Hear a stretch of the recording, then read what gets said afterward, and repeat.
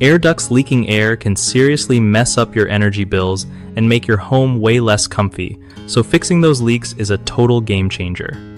Okay, so first off, grab some mastic sealant or foil tape. These are like the superhero tools for sealing duct leaks. You want to start by checking all the duct joints and seams, because that's usually where air sneaks out. If you spot any ripped or crushed sections, don't just ignore them, patch them up or replace if needed.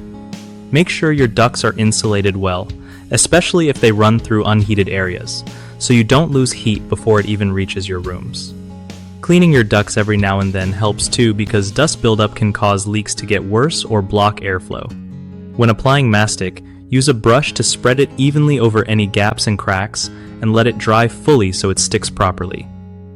Foil tape is great for quick fixes, but avoid regular duct tape. Trust me, it falls apart fast. Finally, after sealing, run your heating or cooling system and feel around for any spots where air still escapes, then seal those too. One of the biggest mistakes people make with air ducts leaking air is using regular duct tape instead of foil tape or mastic, which means the fix won't last and you'll waste money on heating or cooling. Another common issue is ignoring damaged duct sections. If you just slap some tape over a big hole or crushed part, it won't solve the problem, so replace those parts if they're bad.